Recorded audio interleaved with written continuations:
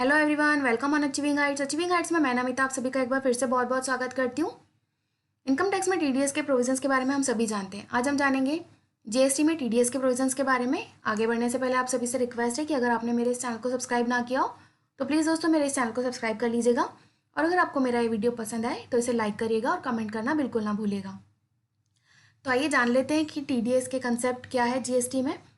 जब भी हम किसी सप्लायर को टैक्सेबल गुड्स या फिर सर्विसेज के रिस्पेक्ट में पेमेंट करेंगे और ये total value of taxable goods और supplier in a single contract 2,50,000 से ज़्यादा होगा तो हमें 1% से टीडीएस डिडक्ट करना होगा। उसके बाद ही हम सप्लायर को पेमेंट करेंगे। इनकम टैक्स में टीडीएस के प्रोविजंस होते हैं। एक्साइज में और फाइनेंस एक्ट में टीडीएस का कोई कंसेप्ट नहीं है। सेल टैक्स में टीडीएस का प्रोविजंस होता है वर्क कॉन्ट्रैक्ट के रिस्पेक्ट में। जब भी डिडक्टर को पेमेंट करता है तो टीडीएस डिडक्ट करने के बाद ही में पेमेंट करता है। तो मैं आपको एक एक करके आपके सारे क्वेश्चंस का आंसर दूंगी कि कौन लायबल होगा टीडीएस डिडक्ट करने के लिए, किस परसेंटेज से टीडीएस डिडक्ट होगा, क्या एग्जाम्पशन लिमिट होगी, कब टीडीएस आपको पे करना होगा गवर्नमेंट को, अगर गवर्नमेंट को पे नहीं करते हैं तो किस रेट से आपको इंटरेस्ट पे करना होगा, कब रिटर्न फाइल करना होगा, कब टीडीएस सर्टिफिकेट इशू करना होगा। तो आइए फर्स्ट क्वेश्चन पे आते हैं। Who are liable to deduct the TDS? A department of state government and central government, B local authority, C government agencies, D such person और category of person as may be notified by the government.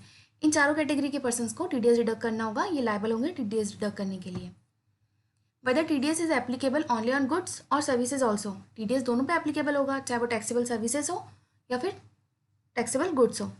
Rate क्या होगा? Rate 1% होगा। When to deduct the TDS? जब आप supplier को payment करेंगे, payment करने से पहले आपको टीडीएस डिडक्ट करना होगा, उसके बाद ही आप उन्हें पेमेंट करेंगे। Is there any basic exemption for non deduction of TDS? Yes. अगर आप जिस कॉन्ट्रैक्ट के रिस्पेक्ट में पेमेंट कर रहे हैं वो 2,50,000 से कम है तो आपको टीडीएस डिडक्ट करने की रिक्वायरमेंट नहीं है। और इस 2,50,000 में जीएसटी और सेस इंक्लूडेड नहीं है। Time limit of deposit TDS? TDS आपको कब डिपॉजिट करना होगा? जिस मंथ में आपने टीडीएस डिडक्ट किया उस मंथ के एंड से 10 दिन के अंदर आपको टीडीएस डिपॉजिट करना होगा गवर्नमेंट को। Time limit of furnishing the return? Return का भी सेम कंसेप्ट है। जिस मंथ में आपने टीडीएस डिडक्ट किया उस मंथ के एंड से 10 डेज के अंदर आपको जीएसटीआर 7 में रिटर्न फाइल करना होगा। Requirement to register? यस, अगर आप टीडीएस डिडक्ट करने के लिए लायबल है तो आपको रजिस्ट्रेशन लेना होगा। भले ही आप जीएसटी में सेपरेटली रजिस्टर्ड हो तो भी आपको रजिस्ट्रेशन लेना होगा। Is there any interest for delay deposit TDS? Yes, अगर आपने गवर्नमेंट के ड्यूज़ को अपने पास रखा है तो आपको इंटरेस्ट पे करना होगा। ये इंटरेस्ट 18% से ज़्यादा नहीं होगा। ऐसे ही अगर आपने excess input tax credit avail कर रखी है तो भी आपको इंटरेस्ट पे करना पड़ सकता है, क्योंकि ये भी गवर्नमेंट के ड्यूज़ आपके पास में है। यानी आपने गवर्नमेंट का पैसा रोक रखा है तो आपको उसके ऊपर भी इंटरेस्ट देना होगा। तो ये भी 24% से ज़्यादा नहीं होगा। लास्ट में time limit for furnishing the certificate of TDS. ये क्या है? जब आप सप्लायर का टीडीएस डिडक्ट करते हैं पेमेंट के वक्त, तब आपको सप्लायर को एक सर्टिफिकेट इशू करना होगा इस रिस्पेक्ट में कि आपने उनके टीडीएस का डिडक्शन किया है।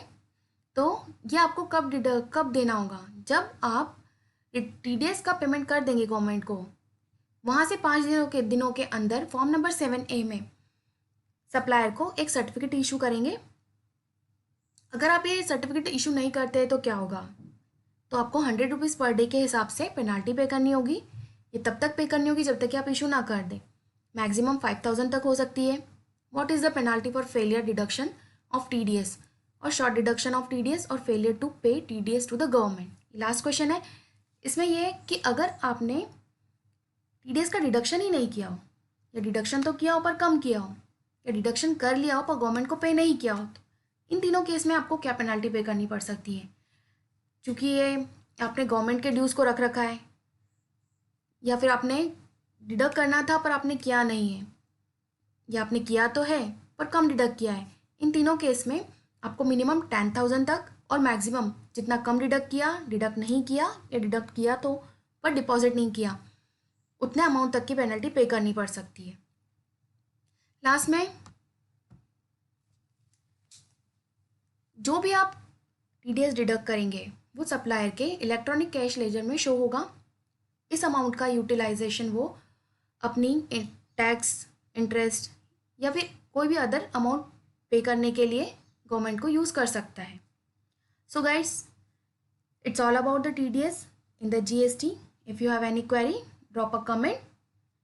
Thanks for watching this video. Don't forget to subscribe my channel. Bye bye.